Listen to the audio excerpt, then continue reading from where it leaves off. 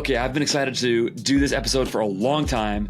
I'm going to walk you through the actual financials of the brand that I am starting. I'm going to show you the brand, show you the product. I've referenced it a few times in the past. I've told you I'm building a supply chain, all those things. I'm going to show you all the way down to the actual COGS we are getting for this brand. And we're about to go place our first orders. We're right on the edge. And I hope this will be the first in a long series of episodes I do where I'm taking you through little by little what we are doing in this business and how I'm thinking about it in e-commerce in general. And hopefully it'll be helpful for you. I think you're going to like this episode a lot if you are building a business and thinking about the financials of your business. Let's get into it. All right. Every detail of my business as far as the details exist so far. So I'm going to tell you all about it right now. The brand is called Resolute, and Resolute is a solid cologne brand. I'm going to tell you what that is because if I've understood the market correctly, you probably don't know. And I didn't know until somebody showed it to me, certainly. And so I'm going to walk you through first, before I get to some of the financials, I'm going to walk you through what the product is, sort of how it works, what I like about it, what the market conditions are, and sort of the awareness of the category is.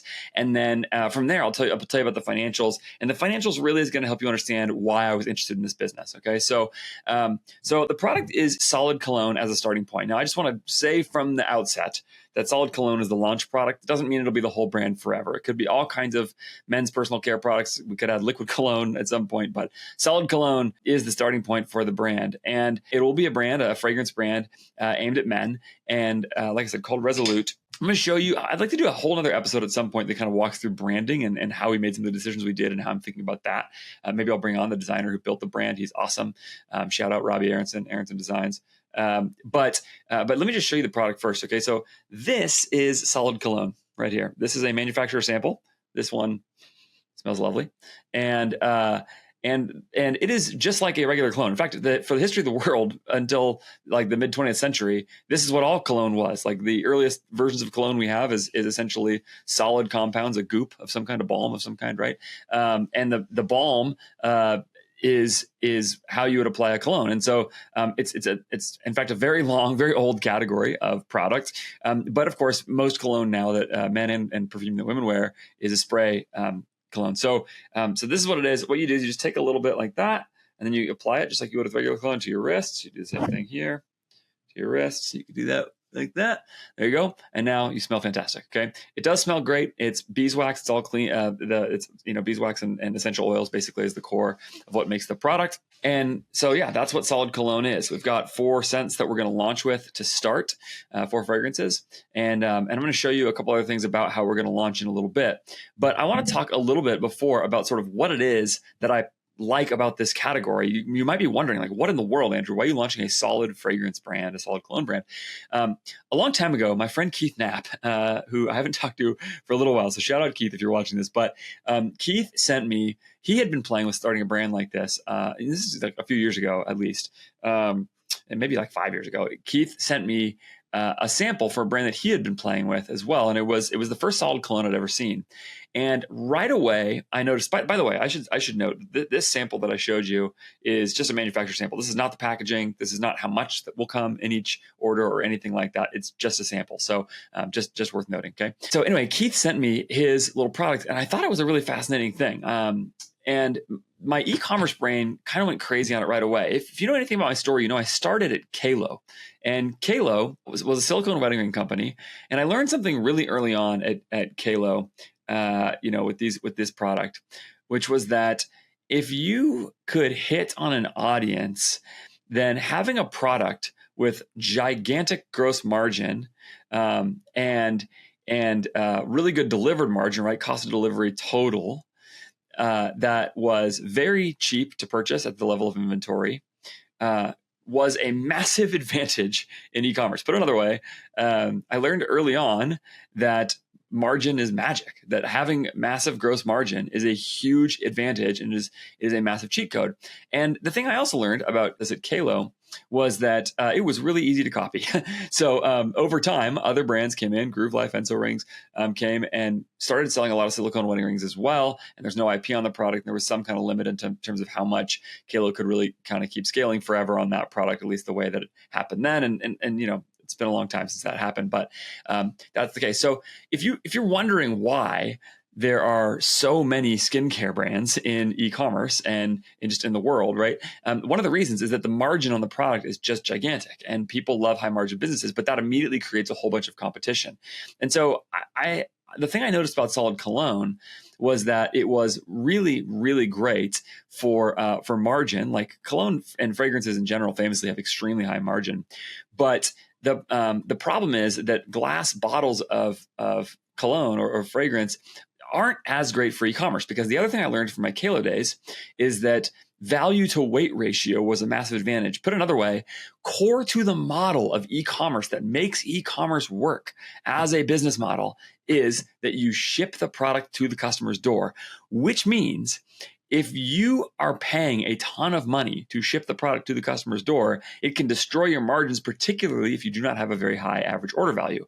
And therefore, value to weight ratio is a really critical e-commerce metric for a margin efficient e-commerce business. And I thought something about Solid Cologne right away when I saw it, which was that it comes in a little container. You only send a little bit of it at a time, at least you can on the sort of higher ends of the market. And because of that, it is very cheap to ship. So the product is both cheap to make. The COGS are low as a matter of gross margin, okay, just raw gross margin. And on top of that, and I knew that going in, and on top of that, it's cheap to ship to a customer, relatively speaking. And therefore, it made for a really interesting e-commerce product because it has the margin profile of a perfect e-commerce brand. And so that is the very first thing I noticed about it. I noticed another thing about it, which of course is that it's a consumable. I don't expect that this category will have an incredible LTV or anything like that.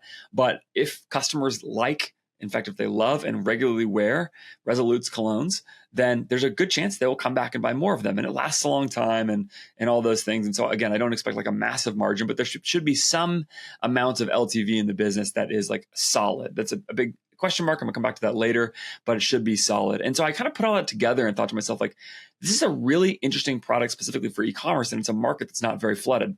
And of course, if you're wondering, well, a couple other things before I say more about that. Okay. I also happen to love a few other things about this category. Okay. I love subcategories within larger categories. So there's a very large category called cologne. It's $2 billion worth of men's cologne. It's a $2 billion industry in the US every year, last I checked. Solid cologne is a much smaller part of it. And I love, generally speaking, you don't have to convince the customer to do something in a new category. You don't have to do that all together because they have an existing category and framework in their mind for this idea of cologne, right? And they're already buying a whole lot of it, but you have a way of standing out and differentiating within that. And so, again, this goes back to my Kalo days, but Kalo was silicone wedding rings, and it was a wedding ring. It was an entrance into a large existing market with a whole bunch of demand, where there's a bunch of wedding ring demand. But silicone wedding ring was a new category, and or functional wedding ring or whatever it became. Okay. And I noticed that allowed us to speak to customers really fast, really quickly. Okay. Another thing I love about this category, and that I noticed right away of Solid Cologne, is it's highly visual. The fact that you haven't heard of Solid Cologne before, I think, is sort of an advantage in one particular sense. It's a disadvantage in plenty of senses, but in one particular sense, which is that you could make a lot of Facebook ads that show somebody doing what I just did, like showing this product, right? And saying something to the effect of, this is a cologne and it's different than any cologne you've ever seen before, and it's better. Let me show you how it works. And then you could show somebody, applying it, et cetera, and kind of talk them through the details of it while you do it. And so there's something uniquely visual about the product. Now, of course, the downside is they can't smell it. I'll talk more about that in a second.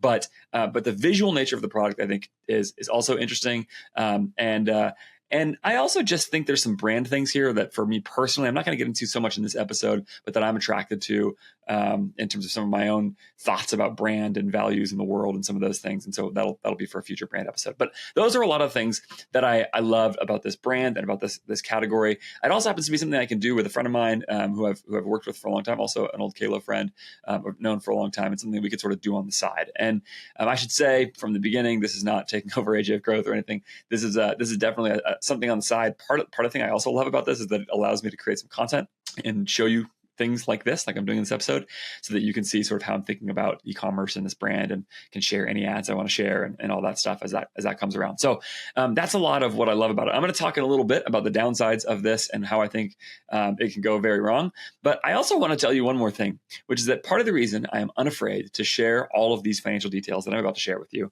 and that I think makes the business attractive, and I am not afraid that you are going to rip it off, is because of this issue of being a subcategory within a larger category. I actually think that there's so much room in front of us, in front of this category and this brand, right? That if you go and rip this off, it actually, I think, would probably help us. And the reason why is that the number one way that Resolute succeeds, in my view, succeeds beyond my expectations in particular, is that the category of solid cologne suddenly becomes hot and attractive.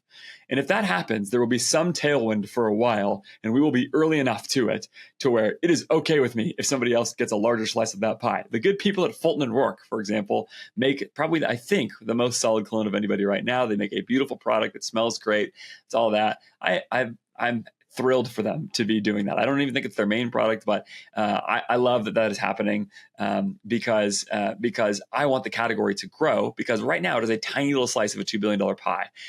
If that slice of the $2 billion pie, we don't even have to grow the pie. The pie can stay at $2 billion as long as the slice of solid cologne gets a little bit bigger along the way, and there'll be plenty of pie for everybody to eat, so to speak, right? I should kill that analogy. I'm driving it into the ground. All right. So those are the basics of sort of how I'm thinking about this from an economic perspective. Now, let me show you more. Now that I've gone down this road a little bit and sampled a bunch of stuff, now that I've gone down this road a little bit, I want to show you a little bit more about sort of the actual economic profile of this business. And I'm going to show you these things right now. And I want to tell you from the start that this supply chain was built basically entirely with my friends at Move Supply Chain. Okay. In the Philippines, they've done an incredible job. They sourced 60 manufacturers for packaging from the start, 20 for the actual product from the start, and narrowed it down over time and got to the place that we got to now. And I'm pretty excited about it. Okay, so let me show you a couple things. Before I can show you the actual economics, I need to show you the sort of way I expect customers to move through the product, because that will dictate for you some of the financial inputs here. You know I'm not doing this episode without an ad for my friends at Move Supply Chain, who built this beautiful supply chain that is already humming, that is already at prices that I love, and that has so much room for improvement over time as we start to scale. And we're just keeping them on board, honestly. We had them do a project that was larger where they built the supply chain from the ground up, and now we've just got them as an ongoing member of the team to help tighten these things up along the way. And the beauty of it all is that we could do it in a way that was not only at an extremely high level of quality, but that it is really affordable, because Move Supply Chain is built in the Philippines, is based in the Philippines, and Move also is staffed with people who have really deep supply chain experience. They've built e-commerce supply chains across a bunch of different industries and categories in the past, and so they know what they're doing. And the thing is, like I told you earlier, right? They talked to 60 packaging manufacturers before we ever honed in on the one that we landed on. We've got backups in play already. They had backups. They flew to Vietnam to go check out options there once tariffs came in. They're just really, really great. If you haven't done that kind of thing, like go and source multiple manufacturers for your packaging, for your product, those kinds of things, if you haven't talked to more than, let's call it 10 yourself, you should just get on a call with Move Supply Chain and see what they can do for you. Here's what Laura Guevara, the head of Move Supply Chain, who you've heard on this podcast before, here's what Laura tells me about discovery calls with Move. What she says is she's normally smiling to herself on the call, because as the customer starts describing their supply chain, she knows right away they can help a whole bunch, and they can do it at a level that is affordable for the client. Like, she says that every time. It's just, she just sees the holes in it right away because she's so experienced and her team is so good. MoveSupplyChain.com. Go to MoveSupplyChain.com to get started today. Save on your COGS, get better terms, get lower MOQs, all of the things that you need to do to build a cash efficient supply chain in your business. Go do it right now. MoveSupplyChain.com. Get started. So I'm going to share my screen. If you are just listening to this, that's okay. I'm going to do my very best to walk you through it. But let's see here. So, all right, here we go. So this is how I expect customers to go through it. Actually, we'll go to this one first, because there's this drawback. One of the most obvious drawbacks of this is that a customer cannot smell the product before they buy it. It seems to me to be necessary to start people with a sample pack. In fact, this has really been one of the things that has slowed down the launch of this product is that we came to this kind of late. We were thinking about launching without this, and eventually I just said, I just don't think we'll get a true test of whether or not this can work unless we actually launch with a sample pack. So I'm going to show a little video here. The audio is not important, but what you can see if you're watching this, right, is a manufacturer's sample of what a sample pack we expect to look like. We'll probably change the language on this by the time we actually order it, but it's very close. It's magnetized, it's a pull-out drawer. It's not magnetized. Customer will get that. There'll be 4 spots for each of the 4 colognes that we're going to launch with. And the customer will get all 4 of them in a very small amount, and then they'll be able to check out which one they like the best, and then reorder from there. So that is, I think, step 1 of how I expect customers to move through this. Over time, of course, this will change. We'll probably have more samples in there as we launch more scents. There's a lot of different stuff that'll happen in time, but that's the basic concept, okay? Number 2, what I expect then to happen is for customers to buy their second order, which will be their actual package with this. And I think this is really cool. What you can see here is a wood and aluminum package. This is the most expensive thing that we're buying, COGS wise. This was custom designed by Robbie Aronson, the guy who's building this brand. And you see it's an aluminum top and a wood box bottom with a container in the middle, and the containers where the cologne would be. And it's pretty slim. And this is one of the advantages of solid cologne as a category. So this allows me to get into a little bit of explanation of what I like about this category. Okay, so or what I like about this product. I actually do think solid cologne has a lot to offer. That as I've sort of learned and dug into this, and before we really started sampling, started trying to understand a little bit more about why would somebody buy solid cologne instead of a spray cologne? Well, there's actually some good answers to that question. The first is we can make this with entirely clean ingredients. Okay, and I'm really fascinated by that. Again, I'm going to talk more about that in a little bit about how I think that plays into the potential of Resolute, but it's actually really that almost all spray fragrances have a whole bunch of synthetic stuff in there. You won't see a lot of ingredient listings. In fact, the word fragrance is a trade secret, like alcohol blends are, right? So if you go buy most like pre-made cocktails or basically any pre-made cocktails, they won't tell you what ingredients are in it unless they're actively advertising that their ingredients are pretty clean. And that's because there's a trade secret element. Fragrance works the same way. You can put the word fragrance on the back of a package, and it's certainly regulated. You can't put anything you want in there, right? You can't put mercury in it, but so that it's not that everything is fair game. It's just that within that, you don't have to disclose it. And so most spray fragrances have a bunch of synthetic chemicals in them, endocrine disruptors, all that kind of stuff that, some research suggests is pretty harmful. And I think, I'm not going to go too far on the claims here, but it was actually kind of a wild thing to read about because there's pretty strong evidence that it's not real good for you. So maybe I'm just talking my book there. There's probably more research for me to do, but it's really interesting. So with solid cologne, you can sort of skirt all that because I can use basically a mix of all clean ingredients, including essential oils, beeswax, things like that. You can rub it right on your skin, direct contact with your skin, and really have no issues that anybody can see because of the cleanliness of the ingredients. The other thing is, as you see here, it's really transportable. I was talking with Taylor Holiday about this product a long time ago, and he told me this story once about how he's sort of annoyed at trying to take his he wears a cologne every day. He's annoyed at trying to take his cologne with him to different places. Like one time he said his bottle of spray cologne dropped or flipped over, or the lid came off or broke or something in his DOP kit that he was traveling with, and it got all over all of his stuff, including his toothbrush, and he said it was a huge mess, and it's really hard to take it with you. If you go to the gym before you go to work, spray cologne can be annoying to carry around, or you have to keep it in your desk and then it runs out there or whatever it is. One thing I love about this idea of solid cologne is that you can take this with you wherever you go. And we think there'll be a really cool thing here where this container, this packaging will be something that people hold on to and will patina in people's like unique ways. So it'll really become yours and as part of sort of your stuff that's with you, and have a little bit of your own personality to it as you use it. So you can throw this really easily in your bag, in your backpack, in your gym bag, whatever it is. Take it with you. Take it with you if you want to refresh throughout the day. We expect the cologne to last for about 4 hours. That's kind of what we're targeting in terms of the strength of the fragrance. Much more than that, it becomes a little too strong. And everybody's been around the guy who's like, or the gal or whatever, who's like wearing too much fragrance and it's like overwhelming. So if we want to try and hit that sweet spot where it's about one reapplication in the middle of the day if you're wearing it and you stay kind of fresh, you smell good without ever being overpowering.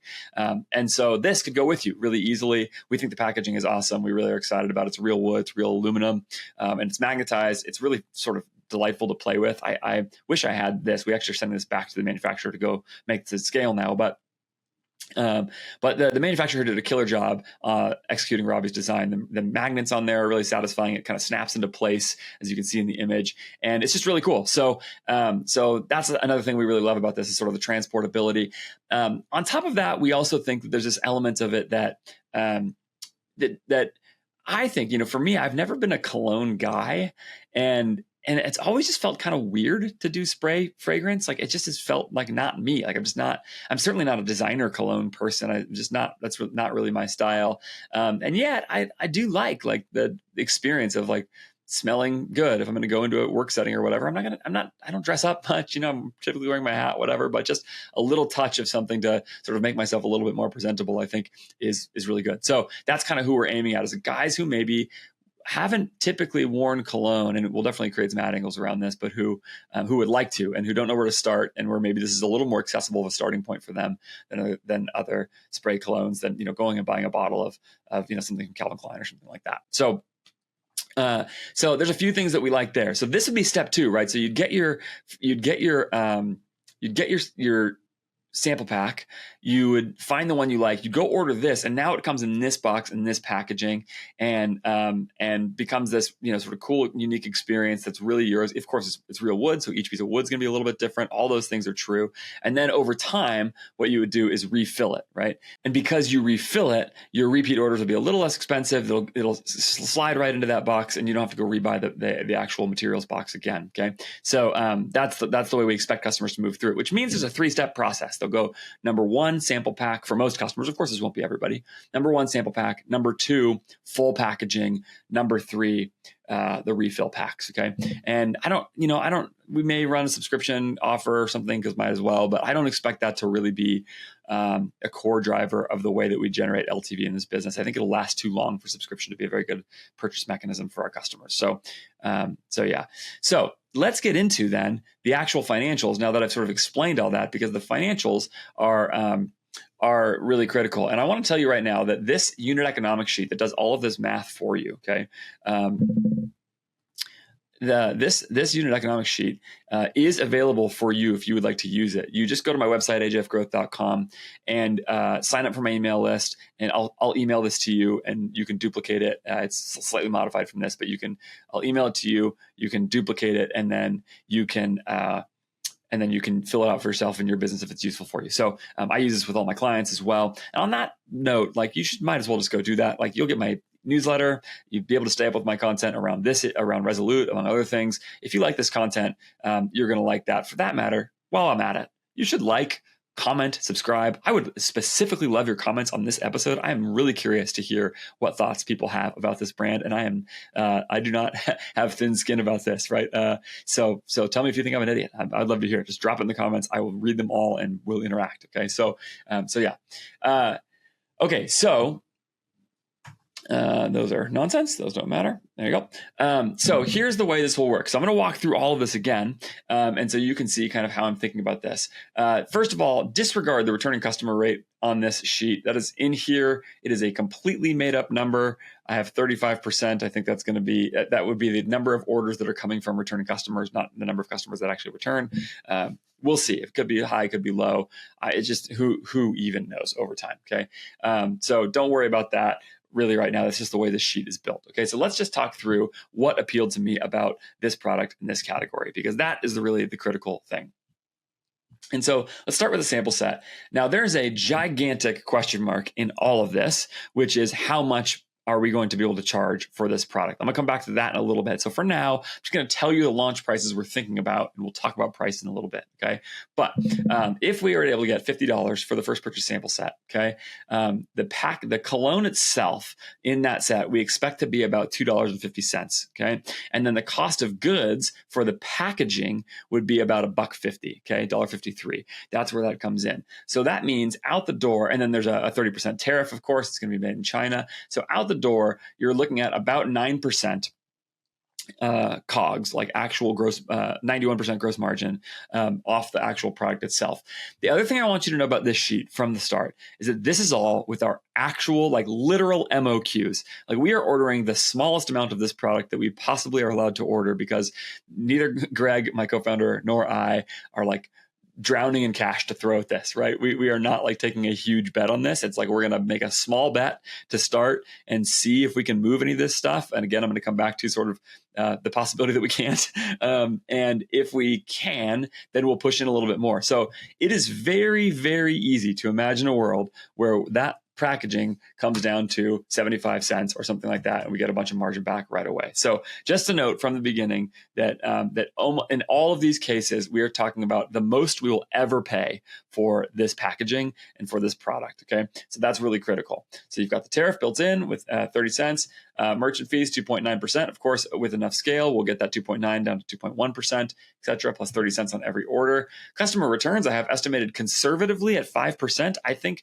it's actually pretty likely that customers will return much less than 5% of the product. And when I see men's personal care products, the return rate is very, very low. So I don't think 5% is very likely. And then shipping costs, I've got it at $6. This is going to be the most expensive thing to ship because it's a larger box, and then fulfillment costs $2. We're actually going to self-fulfill it first, but it's essentially amortizing the cost of a human to do that out of somebody's garage to start will take us there as well.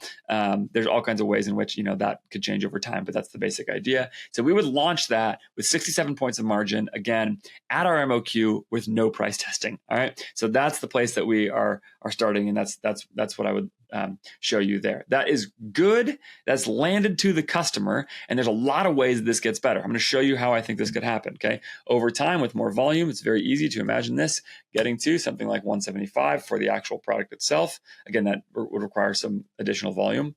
75 cents to $1. We'll call this $1 for the packaging. Hopefully tariffs go down at some point. That would be really nice too. We can get merchant fees down to 2.1% with scale. Customer returns go to 2%. That ends up being really good, and we'll leave the rest where it is because who knows? But that now gets you to 73 points of margin with, I think, not that much more scale. There's also other things we could do. We could redesign the packaging, all that kind of stuff as well. But that's a good starting point. The other thing that could happen here that would really help us is if it turns out we can get $60 for the whole thing on launch. That would be really helpful as well. So that's where that comes in at. Okay. Then secondly, the full packaging. So this is the wood box with the aluminum top. This is by far, that piece is the most expensive thing we have. So Cologne here, we're going to keep it about the same amount. It's probably slightly different, but that gets you basically to there. The packaging starts again at $5.05. That's all in, including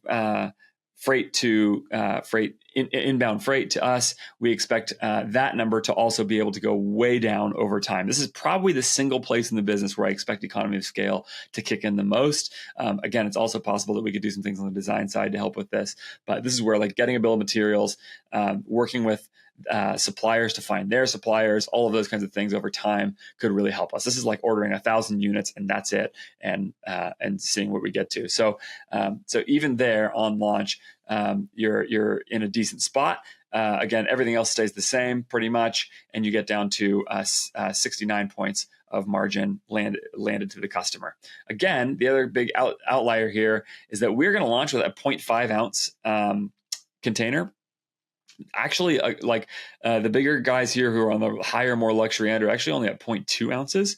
And so we may find some ways at some point to either charge more for that 0.5 ounces or bring that cost or do less product per unit. There's a couple things we could do there. Shrink the box a little bit. That would help us, etc. We'll see over time. Again, even if we can get that number to $65, you get a couple points of margin back right away.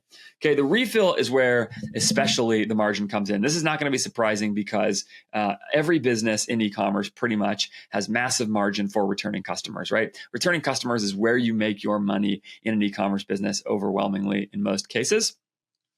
And it's just really high CM. And so in this case, we expect to make the refill closer to $45. Again, that could actually come up. That's basically telling the customer, this is the exact same amount of cologne as the full packaging one. But in this case, we're telling customers, you're basically paying $15 for the box, which we maybe don't want to do. If that comes up to $55, then we're really cooking.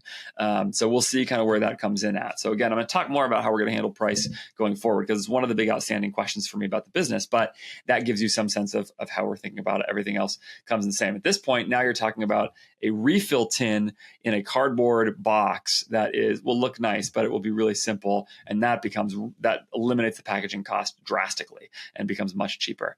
Put it all together, and if we look at this at the level of ROAS targets and just have some simple things here, you've got a first purchase break even on that first order of about a 1.5. And that is really, really compelling to me, because if you can win at a 1.5, if you can be break even at a 1.5 on launch, not really win, and even be positive at a 1.8 while you're starting to build before you have $1 of returning customer revenue, you could be in really, really good shape. So that's the way this whole thing looks. And this is part of what's so compelling about it to me, is that it's just a relatively low target from launch. And I want to again shout out Move Supply Chain here, who has done an incredible job helping us think about where this is going to how this is going to work. We've got backup suppliers in place. We're starting to look in Vietnam just in case there's any tariff savings there. Probably we need a little more volume for some of those things. We're going to keep working with them over time to really stay on top of this, because I think these numbers can all come down a bunch. And there is really a world where, like, let's just do this really simply for now. Here, we'll just go $60 there, $60 on the first purchase, and we'll make it 50 cents and $2. There's like a world here where you get down to 75, 76 points of margin, and now your first purchase break even comes to a 1.3, and that would be really, really great. That's where you can really be making money. Even at 20% above break even being a 1.6. So again, with some scale, there's a lot of possibilities here. So that gives you a sense of the reason that I'm excited about this business, is that I'm working with a client now that is a really high margin business, and it just makes everything in your life so much easier. And so I'm really interested in seeing what we can make happen there. Now, the biggest margin challenge we actually have here is actually not the packaging. If you look at this again, what you'll see, the biggest margin challenge we have here is still shipping relative to the AOV. And so another thing over time that we could build in the product set, and this is something that's missing right now and is a question mark for me, is like upsells, bundles, those kinds of things that could help us perhaps to push the AOV up over more time. That would be something that would really help, because if it's going to cost us $5 to $6 to ship this, then that is actually the largest margin hit. Even if you pass that cost to the customer, you end up still in a spot where it's like a 1-to-1 margin hit on that. So that's something that we're going to definitely look at over time. But again, just trying to kind of get an MVP for launch. So there you go. Critically also here, the other thing I want you to notice about this is that there's actually an advantage to that shipping cost being the biggest cost, which is that this business, for an e-commerce business, can and should be very cash efficient. And what I mean by that is that when your actual raw COGS, the thing you're paying for ahead of time before you get money from a customer, when those are so low, it makes it much easier to make your business cash efficient. You can move cash to the business, because the classic cash problem of scaling e-commerce businesses, right, is fronting the money for inventory in the future. But if the actual inventory costs themselves are pretty low as a percentage of the total revenue that you're driving, well, it's actually not such a big cash problem in the business, because you're setting aside very little of the revenue you're making to buy future inventory. And of course, because I'm not trying to blitzscale this or anything like that, I expect to be acquiring customers profitably. If it works, right? That profitable customer acquisition will be something we do from the jump. This is not an LTV kind of business or something. So if we're acquiring customers profitably and we have very low COGS as a percentage of revenue, again, all the more so as it scales and we get some economy of scale, then we can be in a spot where this is actually a business that I think you could do really well with on cash. I mentioned I have a client that has a really high margin business somewhere around here, maybe even a little better. And it's just been it's a very similar margin profile where like they do have some costs and they don't have like 90 points of margin landed to the customer or anything crazy like that. But because the actual product itself is so low cost, it means that they basically never get into inventory trouble. In fact, they have a really strong incentive to never run out of inventory, and it makes their lives a lot easier all the way around. So that's another thing that I'm really excited about this category, because of course, cash movement is one of the fundamental problems in an e-commerce business. And so, so that's another aspect of this that I think is really compelling. All right, let me talk you through now a little bit of the P&L model and the way that we're thinking about how those unit economics ladder to different scenarios in the business itself. And this is probably the part of this episode where it's just the most guesswork. Okay. I don't know how this is going to work, right? Because the reason I don't know how it's going to work is because I don't know what the LTV is going to be. And I don't know, what kind of revenue we're actually going to be able to get. I don't even know what the price is going to be. There's going to be some COGS questions along the way, but I've got a scenario here that I want to show you that may help a little bit to get a sense also of how we're thinking about not only the unit economics, but the design of the business. So I'm going to share my screen one more time. Again, if you're just listening to this, I'm going to talk through it, but here is sort of a quick look at how I expect the business to potentially play out at the level of the full P&L if things go reasonably well, right? And I've just given three scenarios here: a $5 million, $10 million, $15 million scenario. Below $5 million, like it's just not really worth talking about too much, because it's not really the state that we're going to want to be in for very long if we're there, and it's not the kind of business we're trying to build towards. But in this scenario, I'm thinking about this very much in terms of four-quarter accounting and what makes a good e-commerce P&L. Four-quarter accounting, term coined by Taylor a long time ago, and I don't know if he got it from somewhere else or not, but just the basic idea, right? There's four buckets in your e-commerce P&L, four quarters to it, four sections of it. The first one of those, after revenue, right, is your COGS, and we'll call that full cost of delivery. That includes everything involved that I just showed in the unit economics sheet, including merchant account fees, shipping, consideration for returns, all those things.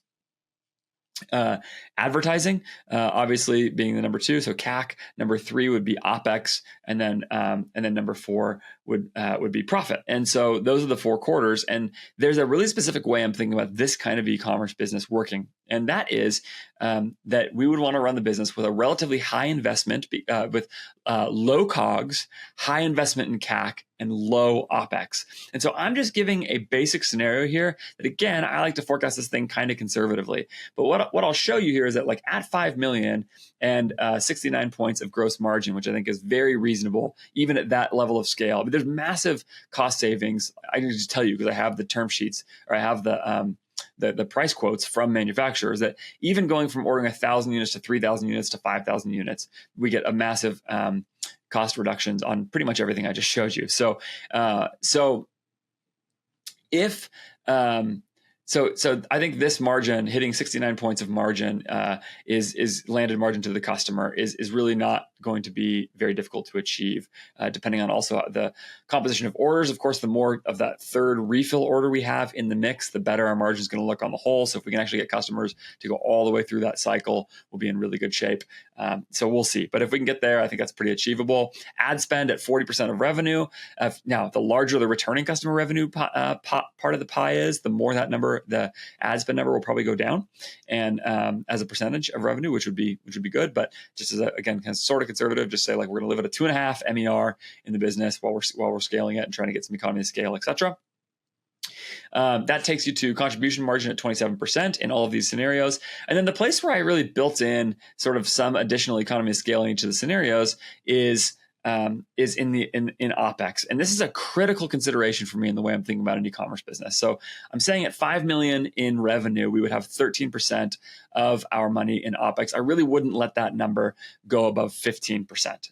And this is so important to understand that from the start, one of the things we're thinking about here is that low OpEx as a percentage of revenue is is like a critical part of the way you build an e-commerce business. And Taylor, actually, we did a podcast episode a while ago where he was, sort of expressing some criticism to me about this concept in the business, because he's saying, well, you would be too expensive if you were actually working in this business, whatever. Well, first of all, I don't expect to work on it full time. Secondly, if my salary is part of that, what happens in the business, or distributions to me, well, that's fine, because that's the point of the business, right? Is for it to distribute to me and to my partner, Greg.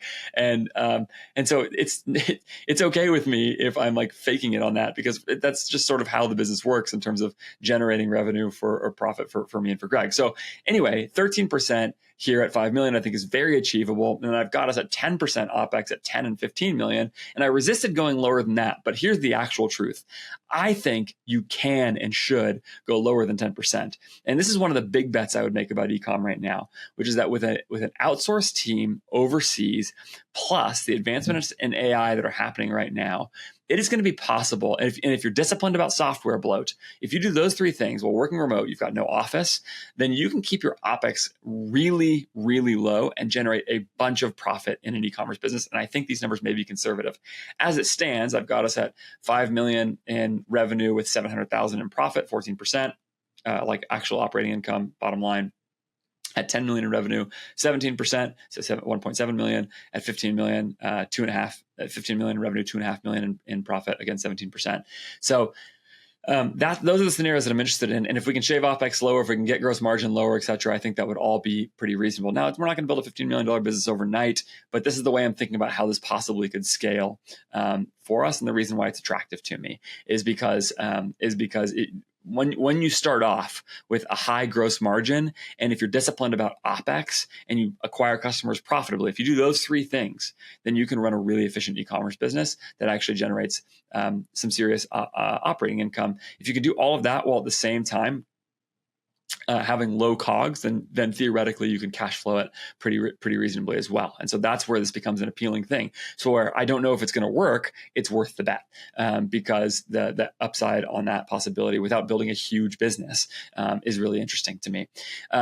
In the midst of this, one of my core advantages, and I'm convinced of this, is my relationship with more staffing and Move Supply Chain in the Philippines and behind the scenes studio. Like I just can't say this enough. Those people have been advertisers on my podcasts for a long time, and I have used them in every part of my business. I am literally working with all three of the sister companies that are the Philippines based hiring teams that have deep e-commerce experience that I've worked with for a while. I've got designers, and I'm starting with a creative strategist at AJF Growth with one of them now. I've got video editors. I've got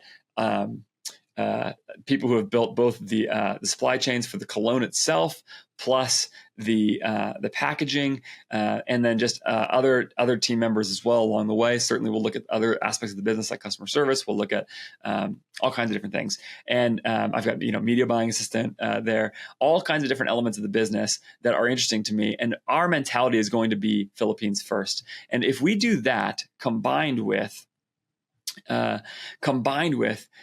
being disciplined in the other ways that I've said, and using AI and integrating that to make processes smooth and simple, and again, resist software bloat, then man, I think we could build a business that is really good with really, really lean OpEx, and that has a really awesome team. Because I don't think that you have to sacrifice quality to go hire in the Philippines. Like I've just been amazed at the quality of employees that I've had across my business there. And if we could do that really well, to where really Greg and I are the primary US based employees, maybe not the only ones forever, but overwhelmingly we'll think that way, then we can really build a great business. So that low OpEx part is a really critical part of the model and part of what makes me excited about the business. All right, let me tell you the outstanding questions. I've referenced a couple of them that I just don't know about. There's really two of them before I get to what I think of as the real threats to the business and the upside of the business. So these are just sort of unanswered questions more than what I think of as true threats. The first is price. If I was to show you the pricing makeup of this market, you would see that we're sort of upper middle. There's some low end guys that are $20 for like two ounces of it at a time. There's some higher end stuff that's when you do the actual price per ounce math, it's like a few $100 price per ounce, something like that. We'd be closer to $100 per ounce, somewhere in that range. So we'd be upper middle. That's partly a brand consideration, et cetera. But the truth is, I really don't know what the price that we're going to be able to command for this product is, and what the best way to approach that is from a marketing perspective. And I will tell you that what I plan to do from this is to launch with INTELLIGEMS price testing pretty much from day one. INTELLIGEMS has also been a sponsor of this show for a while. Another software company I'm just like really happy to work with. They are just great, and literally all of my clients are using them, including some of them for price testing. And it's just one of those things that I just think from the start, every brand ought to be thinking about building tests in right away, launching tests, and learning what they can from day one, because it's just so valuable. That's a piece of software I'd be happy to pay for because of just how valuable that price testing knowledge is going to be at the level of margin. So there's that. I love INTELLIGEMS. It is one of the only pieces of software that I am thinking about starting with that's not like a true necessity from the jump for this business. And that's because it just seems to me that brands that are serious about optimizing the value of their traffic for profit in their business should be using INTELLIGEMS all the time to be running a whole host of tests. I already told you about one of the ones that I'm planning on doing from the beginning, which is a price test. As I showed there, price has a monster impact on your margin.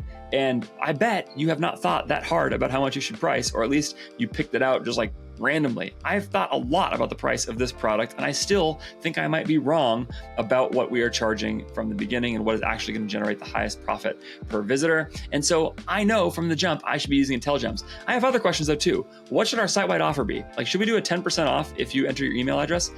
I don't know, but I know how to test it with INTELLIGEMS. Like, it's just do it from the beginning. How much should I charge for shipping, or should I do free shipping for all products? I don't know the answer to that question either. I know that there is an answer, and that INTELLIGEMS can help me find it, and that it can do all of those things while being very easy to install and totally within reason price-wise. It is an awesome piece of software, and that's before you even talk about all of the basic CRO that it can do as well. It will measure all of these things at the level of profit per visitor, not just revenue per visitor, so I can see not just that I'm driving a higher conversion rate or more revenue, but that I'm actually generating more profit because it ties into your COGS data in Shopify. It's just great. Go to intelligems.io and use the code FARIS20, F-A-R-I-S 20, today to get started with INTELLIGEMS now. Make it a regular part of your brand's process. Be testing all of these needle-moving type things in your business with your customers to deliver a great service to your customers at the highest profit you possibly can back for your business. Like I said, FARIS20 gets you 20% off your first 3 months. Intelligems.io, the link's in the show notes. Go check it out.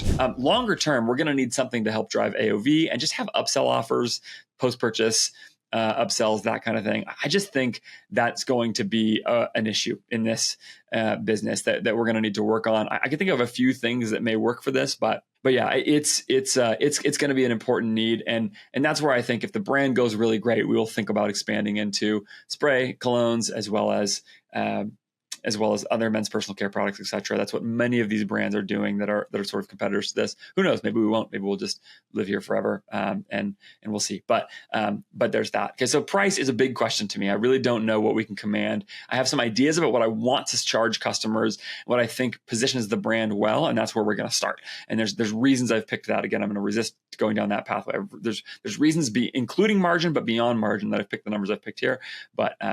But just worth noting, it's an outstanding question to me. I think that could be a really big factor in whether or not this is successful. It's really hard to judge in advance. Number two is LTV. It's another thing where I've seen a little bit of behind the scenes from some brands that are in this category. The LTV does not look awesome on it. On the other hand, they have different amounts of it than I do. They're charging different prices. I don't expect this, like I said, to be monster. But man, it would be really good if we could get it to 40% LTV in a year, like, in terms of the actual revenue amount, not just the returning customer percentage. Like 40 and 50% would be great. That would be a dream scenario for me, I think, because I don't know, maybe we can get above that. It seems unlikely to me. We'll see. If we have some real, if people really love it, that would be awesome. So those are two questions for me that I just don't know. And maybe that's just most men's personal care is pretty low LTV, even if it's consumable, so far as I can see. The goals for the business are relatively restrained. If we got that $10 million outcome with 1.7 in bottom line profit while keeping it basically a side gig, I would be thrilled at that. That would be an incredible outcome. If I could do that, use it to show folks, have a sandbox to play with some ideas with, use it to show folks what I'm doing on this podcast and in my agency. That would be awesome. That would be just really fantastic. And if we got there, I know Greg would feel the same way, that we would be really, really happy with that kind of an outcome. But there's that said, I have thought about the question of like, how do we get a 95th percentile outcome here? How would it go amazing? And I think there's a couple things that would lead to that. The first is, and this is actually a big question for me, is we deliver a great product that customers love. This is one of the core things that I've just thought about a lot. That is like, I'm really eager to get feedback from customers once we actually have this, and I'll announce it when we actually go live. And I will probably send out people who are listeners to the show some seeding, some examples of products so that you can try it for yourself, or do like an Interference podcast listener discount or something like that. Because I'm going to want to get into people's hands and get real feedback as soon as I can. I'm really curious how they're going to respond. I really like the scents. My wife likes the scents, most of them. She doesn't like one or two of them that I wear. But we've found a bunch of folks, Greg and his wife like most of the scents, and people have different preferences so far of the 4 that we think we're going to launch with. Some people really love scent 1, some people love scent 2, scent 3, scent 4, etc. I think that's a good sign that we're kind of hitting different people's taste. Almost nobody at this point in the process with the manufacturer we've found thinks they're bad. But I'm really curious to see how this plays with people who are more experienced with cologne, etc. I'll tell you, one of my coworkers at AJF Growth, my right-hand man, Daniel, who's just the best. His wife has an extremely strong sense of smell, and can sort of taste the region that coffee came from. Just on drinking black coffee, can just, oh, that's from Kenya, whatever, amazing. And so we've contracted her as our smelier.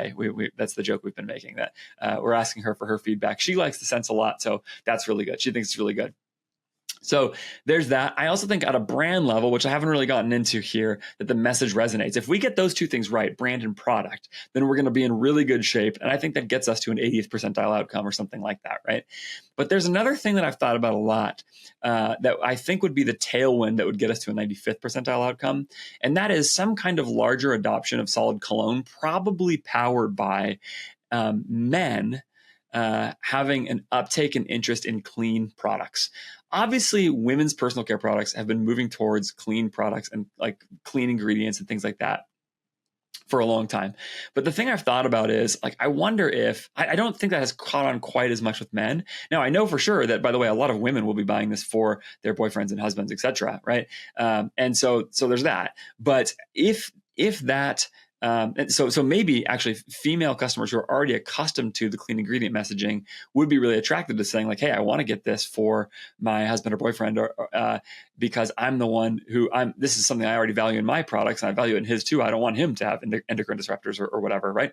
So if that happens, that I think is the way that this really gets powered, because we'd be able to make very strong claims, and we actually expect to go and not hide our ingredients in the fragrance. Our plan is to list every ingredient in our products on the label and on the PDP really clearly, and make a big deal out of that from a marketing perspective. Show people, hey, you can really trust this product, that you're putting something on your skin and on your body that you should feel good about. So if that resonates well with people, probably from tailwinds of an uptick of men adopting clean products, I think that's a way that we could really do well here. So anything else that made suddenly men adopt solid cologne would be great. But that, if I was going to guess at the mechanism, that would be the guess. Now, I don't think that's going to happen. And why do I say that? Because that's what I mean by 95th percentile outcome, right? That's, by definition, I'm saying that's an unlikely thing, but that's the way this goes beyond my expectations.